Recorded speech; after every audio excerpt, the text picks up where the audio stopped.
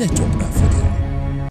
After having seen that report, it's quite unfortunate but clear that the crisis in South Sudan is clearly getting worse. At the moment, there is still heavy fighting in the town of Malakal, and that's the same town in which 200 people, mostly women and children, died while trying to flee the violence. Those facts are true. However, there is one major issue which is dominating the foreign media in particular that might not necessarily be true. It's the subject of whether the conflict is tribal. Earlier on, I had a conversation with a spokesperson for the SPLA, Agure, and he shed some light on the conflict in South Sudan and also made clarification on what has actually formed the basis for the war. South Sudan is witnessing a rebellion that is fighting the government forces, and this is mainly in 3 states of the 10 state of South Sudan. The first state where we are still facing rebellion is Jonglei State. Bor County, the capital of Jonglei State, is in the hands of forces of Riek Machar. After the failed coup attempt, they turned into a widespread attack in Jonglei, ending with the capturing of Bor Town. The SPLA, which is the government army, national army, is now marching to recapture Bor from forces of Riek Machar. Okay, so could you just clarify that again? You say it's not a tribal war, it's a political war, right? Yes, exactly. This is the perception we are trying to correct from both international and local media. What is happening in South Sudan is not a tribal war.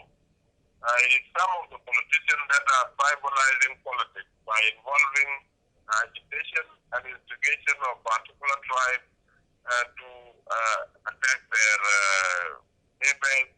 And this is Riek Machar doing it. The SPLA remain a national army in character. We fought a war of liberation for 21 years to liberate the people of South Sudan from the domination of the Islamic Arabic state in Khartoum. And we will not allow this country to disintegrate into tribal warlordism. We will fight as united people of South Sudan and to prevent the politics disintegrating the army.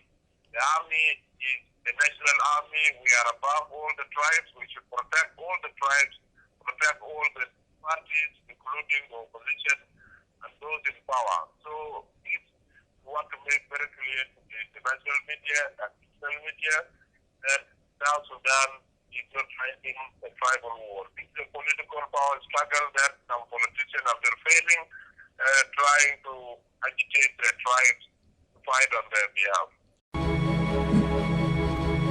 After the break, we take a look at other top African stories and look at the humanitarian angle of the crisis in South Sudan. Don't go away. Every day, issues emerge, and daily political activities that shaping our lives confronts us. Sitting on the fence is dangerous, and the issues are not as simple as they appear. On Politics Today, we bring to you the major political stories as players and the critics bear their minds. Here we dissect, analyze, and bring you up to speed with those political stories you need to know, bringing you all the angles so that you can understand. Join us on Politics Today, Sundays, 8 p.m. on Channels Television. Welcome back. You're still watching Network Africa. Back to our top story, the crisis in South Sudan. The situation in South Sudan seems to be growing from bad to worse by the day. The United Nations peacekeepers had to fire warning shots to prevent fighters from reaching a UN base. Dozens were wounded, including one civilian who was seeking refuge there. The mission reports that the fighting has stopped in Malakal, but the situation remains fluid. The mission says that sporadic gunfire can still be heard some distance from the UN base, where it is now protecting some 20,000 civilians. The mission also continues to report loud explosions and gunfire in the vicinity of its base in Bor, where it's protecting 9,000 civilians within the UN base, and meanwhile in Bentiu, 6,000 civilians are seeking shelter within the UN base. Things are just as bad in Bentiu. It's virtually a ghost town. It has also been recaptured by the army from rebels, but there's no one alive in sight. Bodies have just been left to rot on a roadside. The situation that I've seen in Bentiu is an illustration of the horrors of such a situation. We have seen two communities being successfully targeted by different forces, having in common sufferings of innocent civilians. Weeks of fighting often have raised fears that it could spiral into a civil war. The current fighting erupted in mid-December and has reopened rifts. According to one estimate, the conflict may have killed as many as 10,000 people, although there's no official toll for those killed in the desperately poor nation. The United Nations has said that well over 1,000 people have died.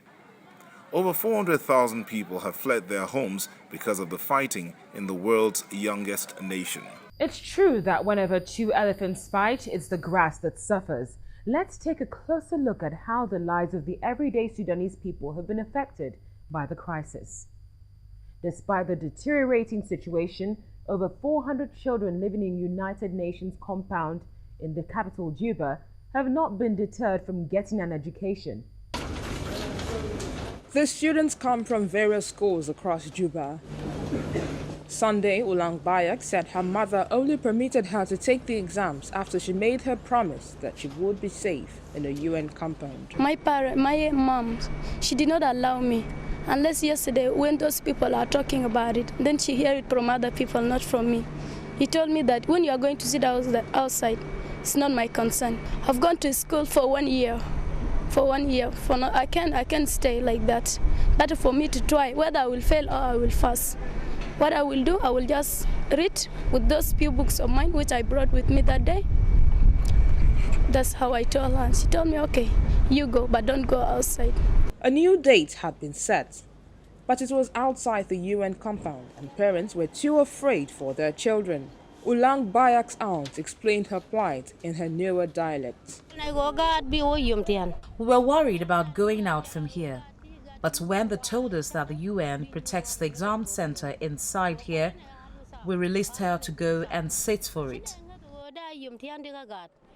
South Sudanese government representatives and rebel delegates are holding talks in the Ethiopian capital Addis Ababa aimed at ending weeks of fighting in the country. The clashes have displaced more than 200,000 people and cut oil export. Network Africa.